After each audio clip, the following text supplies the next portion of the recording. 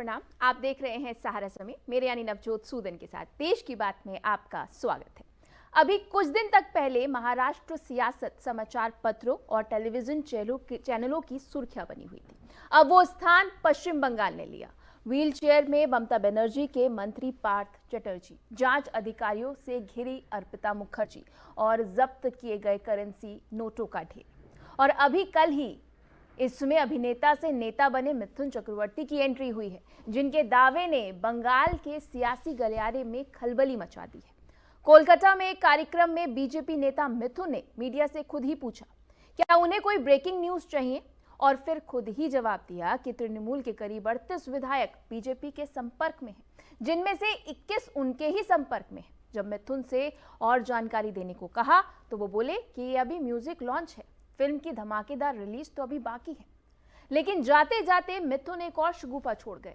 उन्होंने कहा कि अभी 18 राज्यों में बीजेपी की सरकार है, जल्द ही 4 और राज्यों में बीजेपी सत्ता में आ जाएगी। महाराष्ट्र का हवाला देते हुए उन्होंने कहा, एक दिन मैं सोकर उठा तो अचानक देखा कि बीजेपी और शिवसेना की सरकार बन चुकी।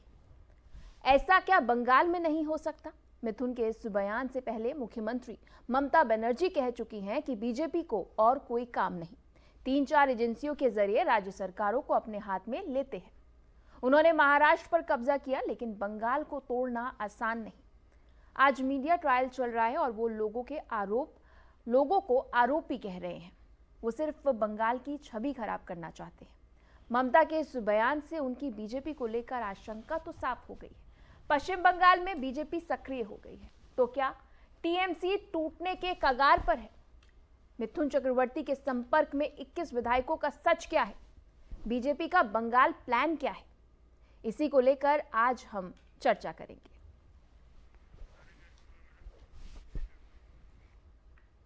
और इस मुद्दे पर चर्चा करने के लिए हमारे साथ पूरा पैनल मौजूद है। अरविंद सिंह जी बीजेपी से अपना पक्ष रखेंगे, स्काइप के माध्यम से जुड़े हैं। सर स्वागत है आपका। Doctor Avinash Sharma political analyst हैं, स्काइप के माध्यम से जुड़े हैं। सर आपका स्वागत है। गोपाल तिवारी जी राहुल गांधी प्रियंका सेना के प्रवक्ता हैं, कांग्रेस से पक्ष रखेंगे नोएडा स्टूडियो में। सर स्वागत है आपका। प्रभात तिवारी जी टीएमसी से अपना पक्ष रखेंगे, कोलकाता स्टूडियो में मौजूद है। सर आपका भी स्वागत है। और रवि अरोड़ा जी पॉलिटिकल एनालिस्ट हैं, नोएडा स्टूडियो में हमारे साथ जुड़े हैं। सर आपका भी स्वागत है। सबसे पहले हम रुक करते हैं बीजेपी का और समझने की कोशिश करते हैं। सर आजकल सपने बहुत आ रहे हैं और जिस तरह से ब्रेकिंग न्यूज दी जा रही है, कितनी सच्चाई है इसमें? बंगाल में ममता बनर्जी जी की सरकार है, हम विपक्ष में हैं। विपक्ष का काम होता है सरकार के कमियों को उजागर करना और जन विरोधी नीतियों का विरोध करना। हम उस भूमिका को बखूबी निभा रहे हैं। जहां तक मिथुन चक्रवर्ती जी के बयान का बात है, कितने संपर्क में है नहीं है वही बेहतर बता पाएंगे। लेकिन एक बात मैं कहना चाहता हूं नवजोत जी, जब आपकी सरकार आकंठ भ्रष्टाचार में डूबी हो, जनता के हित में आप काम न करें और भ्रष्टाचार को संरक्षण दें, तो आपके पार्टी को विधायक जिनको दोबारा चुन के आना भी होता है और जनता में जाना भी होता है, तो उनका आपसे विरोध होना और आपसे दूर होना स्वाभाविक हो जाता है। लेकिन मुझे नहीं पता है कि बंगाल में क्या वास्तविक स्थिति है। एक बात सबको पता है, जो अभी ईडी का छापा पड़ा है और कोर्ट के देखरेख में जो जांच हो रही है, कि जो Bharatiya Janata party day one से कह रही थी कि पश्चिम बंगाल की सरकार भ्रष्टाचार में आकंठ डूबी हुई है, वो बात सच सिद्ध हुई है। और नवजोत जी एक लाइन और जोड़ना चाहता हूं कि जब राज्य सरकार भ्रष्टाचार का संरक्षण करे और केंद्रीय एजेंसियों का जांच में विरोध करे और मुख्यमंत्री खुद धरने पे बैठे, तो ऐसे में भ्रष्टाचार को उजागर करना केंद्रीय एजेंसियों के लिए बहुत टेढ़ी खीर होता है। लेकिन ऐसे में जो ईडी ने एक बड़ा काम किया है, उसकी जितनी भी तारीफ की जाए कम है। उसने बड़ा काम किया है, बड़ा कैश मिला है, दस्तावेज मिला है और मुझे लगता है बात निकली है तो बहुत दूर तक जाएगी।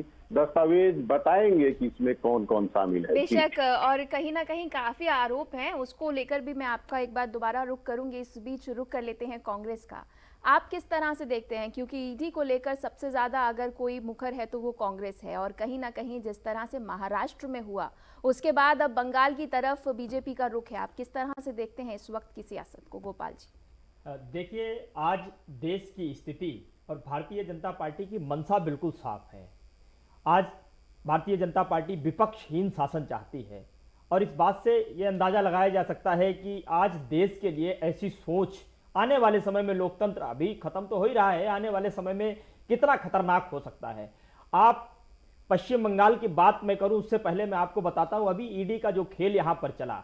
अब आप बताइए कि अगर कांग्रेस इनसे सवाल पूछती है, महंगाई पे सवाल पूछती है, बेरोजगारी पे सवाल पूछती है, इनसे ये पूछती है कि दनादन महंगाई क्यों बढ़ रही है, इनसे ये पूछती है कि डॉलर के मुकाबले रुपया इतना ज्यादा क्यों गिरता हुआ जा रहा है, इनसे ये पूछती है कि आपने बीमा योजना के अंतर्गत इंश्योरेंस कंपनियों को 40-40 हजार करोड़ रुपए फायदे पहुंचा दिया, आपने किसानों की आय दुगनी करने का वादा किया था, आपने उसका क्या किया? आपने रोजमर्रा की चीजें जो जनता की हैं खाने पीने की, उस पर लगातार जीएसटी आपने लगा दी, क्यों लगानी पड़ रही है? आपने 2 साल आपने सेना की सिंपल सा मैं आपको इसका जवाब देती हूँ। जिस तरह से ईडी ने पूछताछ के लिए सोनिया गांधी को बुलाया तो आप सड़कों पर हैं, तो क्या वो सिंपल चीज नहीं थी? जिस तरह से आपको जवाब नहीं मिल रहा है तो आप भी तो जवाब देने में अपना शक्ति प्रदर्शन कर रहे हैं, तो आप उनसे अलग कैसे हुए? नहीं देखिए, मैं स्पष्ट कहता हूं, देखिए जिसने गलत किया है, जिसकी मनसा वो कौन डिसाइड करेगा गलत सही? कौन कहेगा कि उसने गलत किया? आप देखिए, आप लगातार ये सवाल उठाया गया कि इन्होंने भ्रष्टाचार किया है, इन्होंने गबन किया है, इन्होंने चोरी की है, तो मैं तो स्पष्ट कहता हूं फिर आपने ये ईडी का खेल क्यों रचा?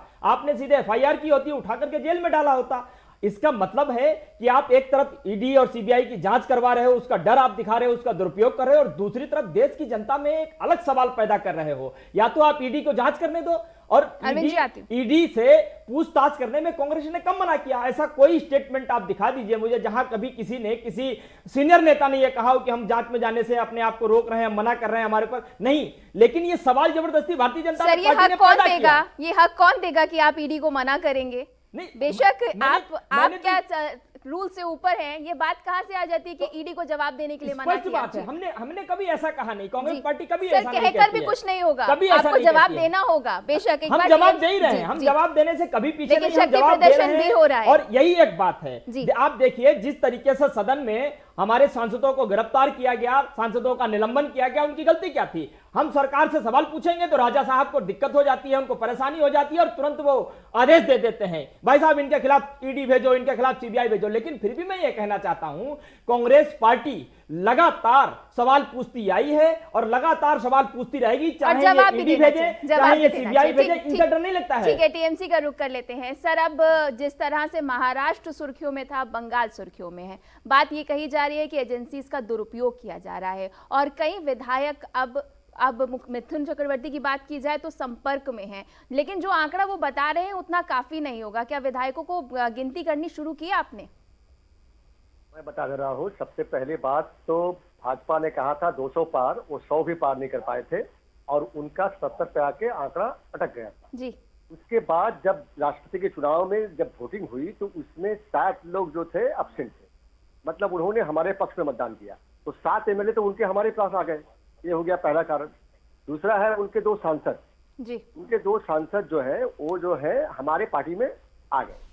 तो हमारा कहने का मतलब ये है कि कहां से बोल रहे हैं कि एमएलए एमपी, अरे भैया सब तो हमारे पास में सामने सामने दिख रहा है, प्रत्यक्षम की प्रमाणम। तो 7 एमएलए 2 एमपी हमारे पार्टी में आ गए, तृणमूल पार्टी में, और ये कह रहे हैं इनके पास में 20 एमएलए 25 एमएलए का तर्क है। देखिए, हवा में गोली मारने से नहीं होता। और मिथुन दा के बारे में बता दूं, मिथुन दा बहुत अच्छे अभिनेता है, इसमें कोई शक नहीं है, लेकिन वो नेता अच्छे नहीं बन पाए। और रही बात मिथुन दा के अभी राजनीति शुरू करने की, तो ऐसा है कि दीदी ने पहले उन्हें मौका दिया था, और ममता दी ने उन्हें पहले राज्यसभा में मेंबर बनाया था, लेकिन उसके बाद उन्होंने दीदी का साथ छोड़ के और भाजपा का दामन थाम लिया। तो खैर वो उनकी मर्जी थी, कोई असुविधा नहीं है।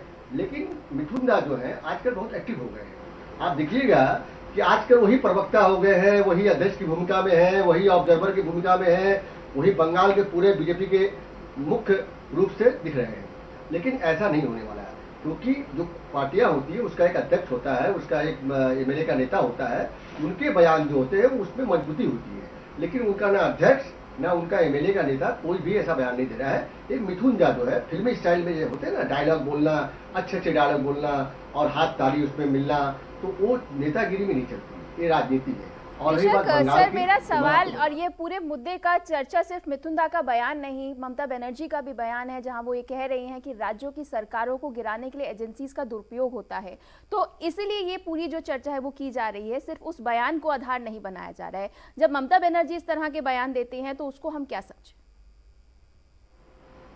मैं बता रहा हूँ ना। और रही बात बंगाल की और ईडी की, तो देखिए ऐसा है, ईडी पूरे देश में एक तांडव मचा के रखी है जी। कोई भी पार्टी विपक्ष वाले उनसे बरी नहीं हो रहे हैं।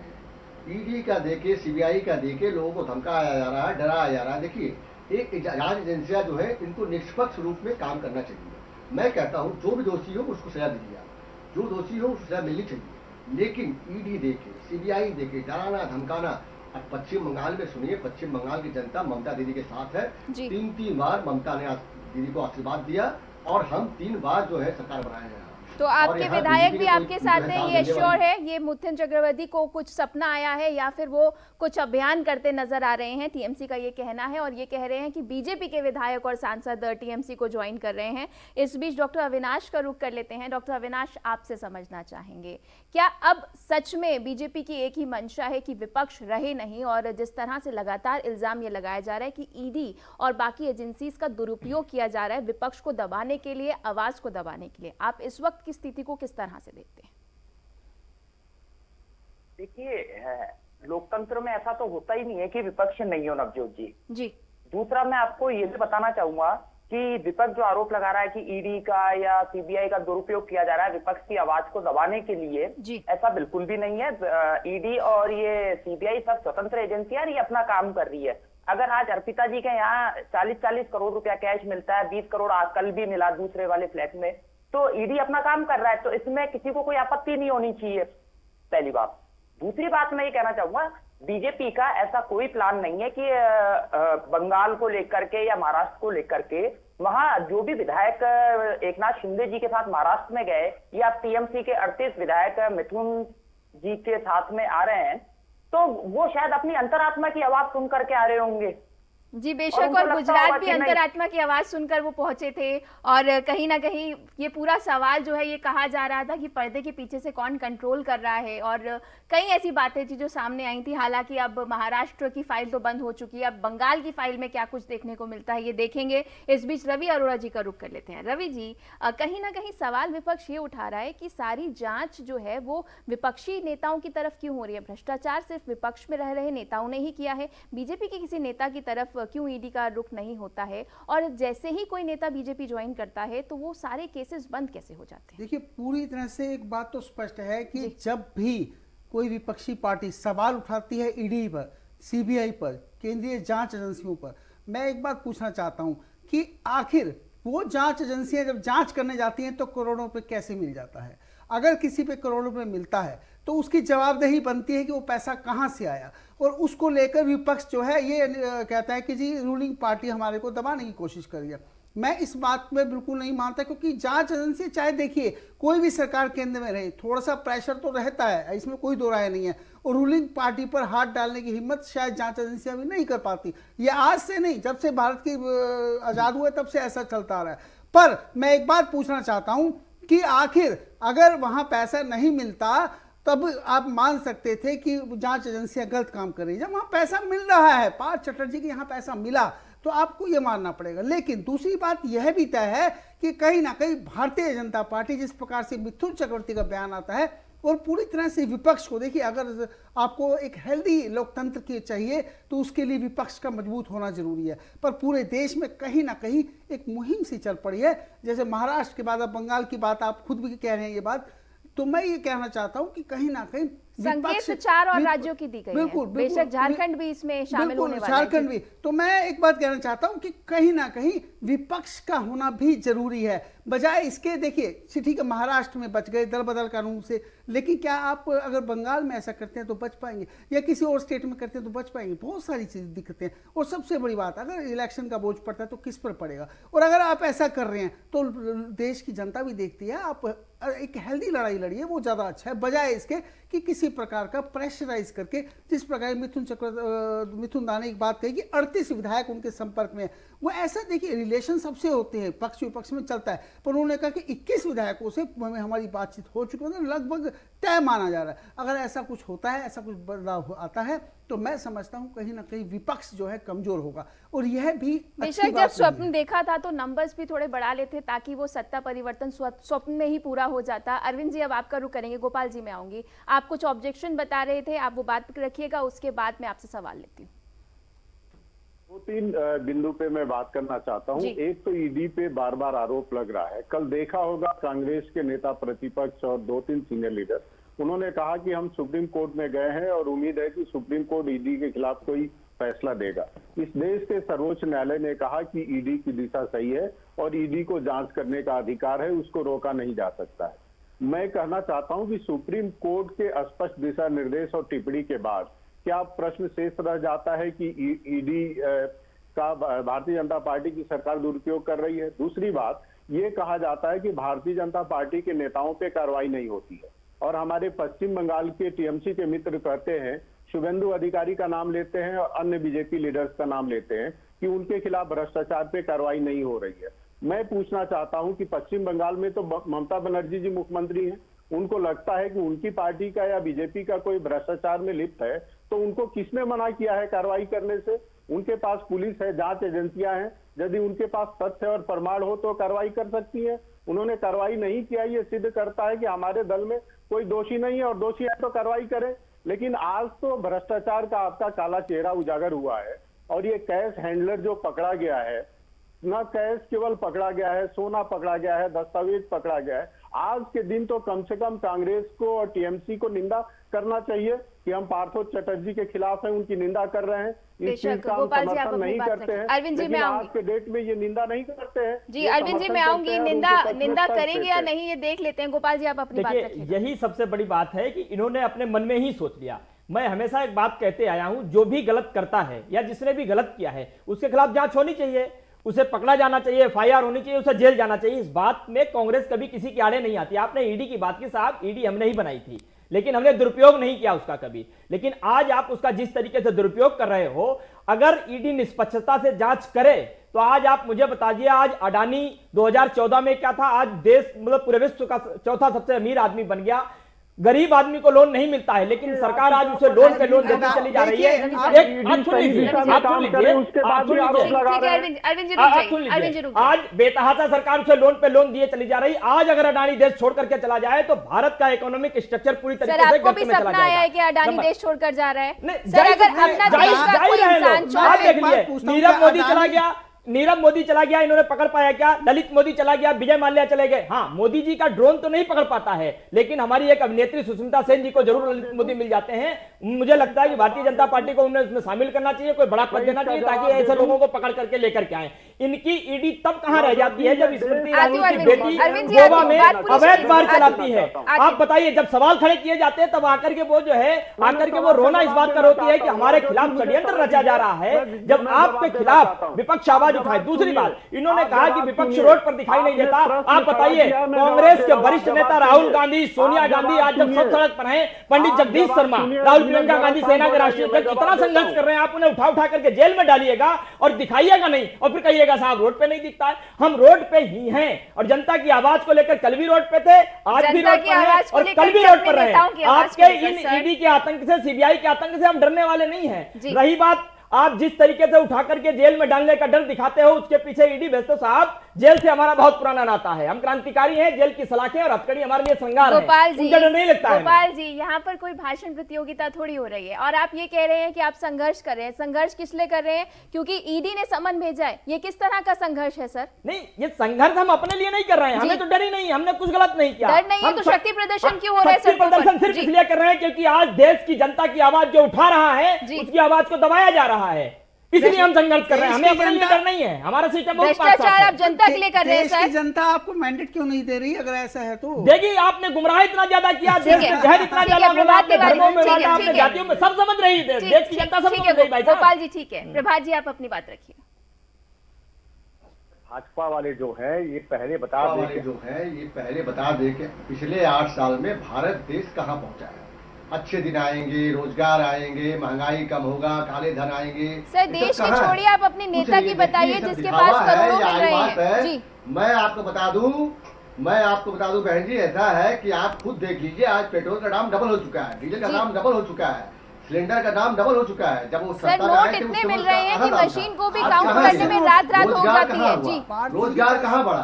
तो नरेंद्र मोदी जी जो है पहले बेसिक बात पे करे, सेंट्रल विस्टा बन रहा है, क्यों बन रहा है? महंगाई बढ़ रही है, क्यों बन रही है? भैया ऐसा है कि पहले देश को संभालिए, पहले जो बुनियादी चीजें उसमें करिए। आप आज प्रभात जी 75 साल सवाल ले मनाए जा रहे लीजिए, हैं, देश प्रभात जी स्वतंत्रता सवाल का। ले लीजिए, बहुत अच्छी प्रभात बात जी है। सवाल ले लीजिए। सवाल- सवाल ये है, नहीं, इल्जाम ये मैं- लगाया जा रहा है कि जिस तरह से नोटों की गड्डियां मिल रही हैं, अगर भ्रष्टाचार किया है तो वो फर्क नहीं पड़ता कि वो टीएमसी का नेता है या बीजेपी का नेता है, फिर ईडी तो एजेंसी तो काम देखिए- करेगी ना अपना जी। देखिए, भारतीय जनता पार्टी के नेता, देखिए मैं बता रहा हूँ, शुभेंदु जी। अधिकारी जी, मैं आपको बता दूं, जो आज विपक्ष में पश्चिम बंगाल के नेता हैं, भाजपा के नेता हैं शुभेंदु अधिकारी जी। जी, उनको टीवी पे नोट लेते हुए देखा गया था।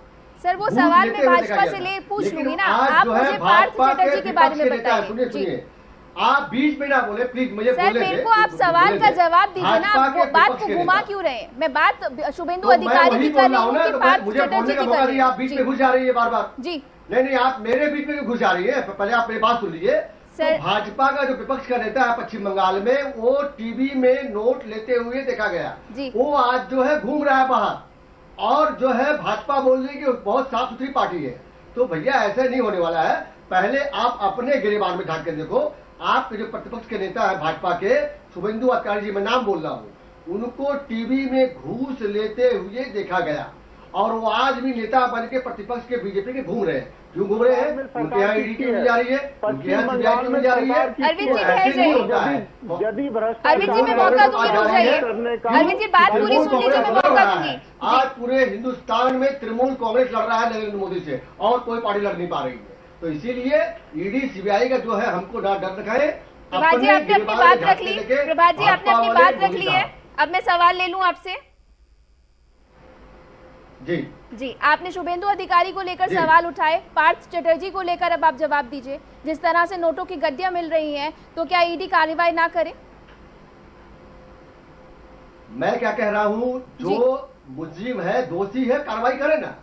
हमारे पार्टी की तरफ से एक भी बयान आया है क्या? शुक्रवार से लेके आज तक कोई भी गलत बयान आया है? हमने वही कहा है, कानून अपना काम कर रहा है, अपना कानून काम करे। लेकिन शुभेंदु अधिकारी को टीवी पे रंगे हाथ जो है घूस तो आप लेते हुए एक्शन पकड़ा लीजिए गया है। सर। पार्थ लेकिन चटर्जी आज जो है वो पा- 2 साल से, सुनिए, शुभेंदु अधिकारी 2 साल से आज भाजपा में है। तो सर, आप एक्शन और क्यों नहीं ले प्रतिपक्ष रहे? के नेता बनाए गए हैं। पार्थ उनको बड़ा चटर्जी को पोस्ट लेके दिया गया आपकी है। पार्टी का तो क्या भाजपा स्टैंड वाले है? अपने आपने गिरबान तो में क्लियर क्यों नहीं दिखाते किया। हैं? भाजपा वाले पहले अपनी बात करें ना, कि उनका प्रतिपक्ष का नेता जो है टीवी में घूस लेते हुए देखा गया है, लेकिन ना उनके पास ईडी जा रही है, ना सीबीआई जा रहे हैं। तो ठीक है। ऐसे नहीं होता है। वो राष्ट्रवादी जब हैं, दूध के जांच धुले करनी हुए है, हैं, उनके पास निष्पक्ष कुछ नहीं जांच कीजिए, जाएगा। और दूध का दूध, पानी का पानी होना चाहिए। अरविंद ये जी आप हमारी अपनी मांग बात हमेशा रही रखिए है। जी। ठीक तृणमूल है, कांग्रेस ठीक है जो प्रभात जी। हमेशा अरविंद जी आप सच्चाई अपनी की बात करती रखिए। है। मुझे बहुत हंसी आ रही थी इनके जवाब पे। पश्चिम बंगाल में आपकी सरकार है, ममता बनर्जी मुख्यमंत्री है। आपको लगता है कोई भी भारतीय जनता पार्टी का नेता करप्ट है या करप्शन के गतिविधियों में शामिल है, तो ममता बनर्जी एक्शन क्यों नहीं लेती हैं? आपको किसी से पूछने की जरूरत है क्या? आपको केंद्र से ऑर्डर लेने की जरूरत है क्या? आप कार्रवाई नहीं करते हैं, ये प्रभात दिखाता जी रुक है जाइए, मैं आऊंगी कि आपके पास जी। आपने कोई कार्रवाई नहीं किया है, ये दिखाता है कि आपके पास साक्ष्य नहीं है। साक्ष्य ठीक है होता तो प्रभात आप जी सोचते जवाब नहीं है। दीजिएगा, 30 सेकंड में साक्ष्य जवाब होता तो दीजिएगा। आप ठीक है अरविंद जी, सोचते मैंने नहीं। सवाल ले लिया, प्रभात जी जवाब दीजिएगा।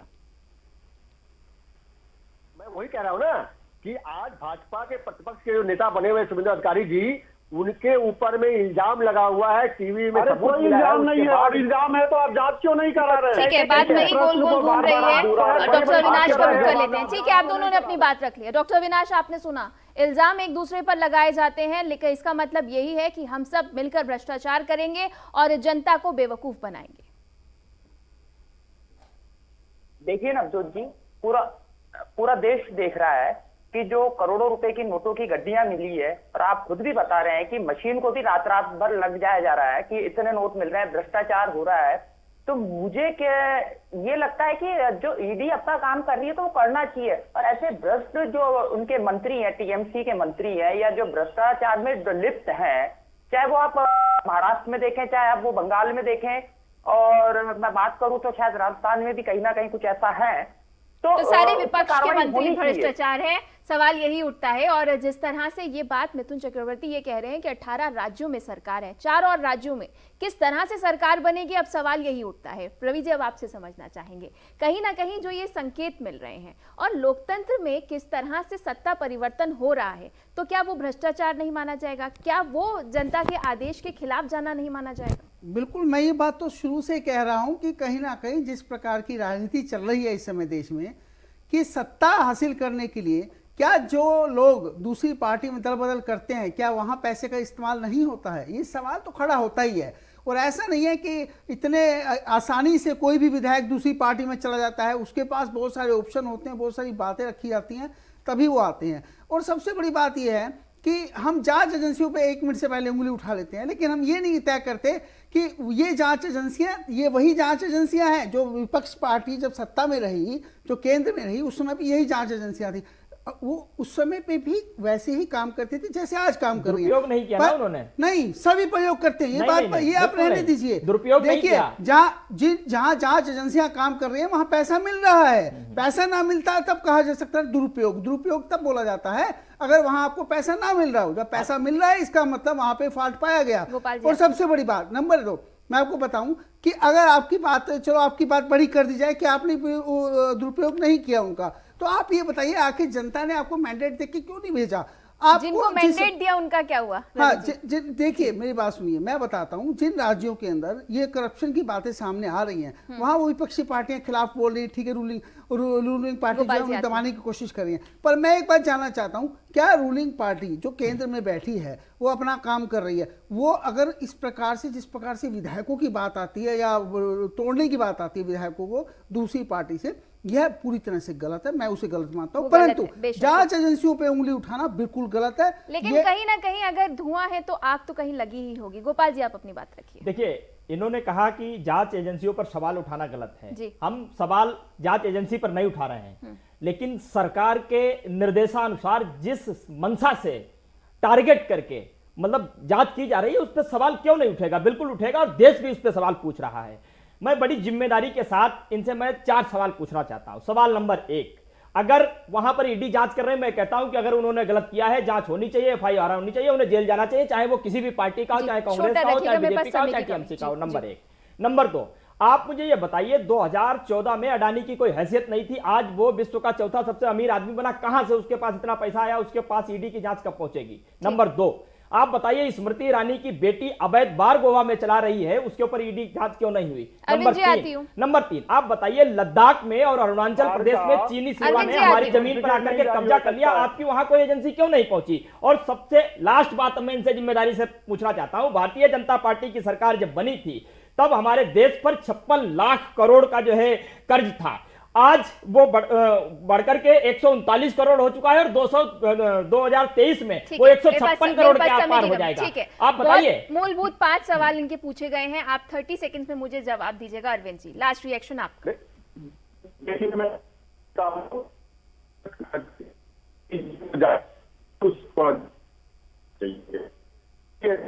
अरविंद जी, कुछ टेक्निकल एरर हो गया है, आपकी आवाज क्लियर नहीं हो पा रही है। हालांकि सवाल जो है वो विपक्ष लगातार उठा रहा है, और कहीं ना कहीं जिस तरह से मिथुन चक्रवर्ती ने ये संकेत दिया कि 18 राज्यों के बाद 4 और राज्य हैं जहां बीजेपी की सरकार बनेगी, तो अब क्या खेला होगा ये देखना होगा। इस बीच इस चर्चा में इतना ही। रवि अरोड़ा जी, आप हमारे साथ जुड़े, बहुत धन्यवाद। गोपाल जी, आपका धन्यवाद। अरविंद जी, आपका भी धन्यवाद। डॉक्टर अविनाश और प्रतिभा तिवारी जी, आपका भी धन्यवाद।